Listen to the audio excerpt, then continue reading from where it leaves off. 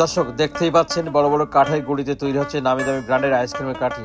আর কাঠি তৈরি করছে গ্রামের নারী এবং পুরুষেরা। তাই চলুন কোন প্রসেসিংয়ে কাঠিগুলো তৈরি হচ্ছে আমরা একটু দেখে আসি।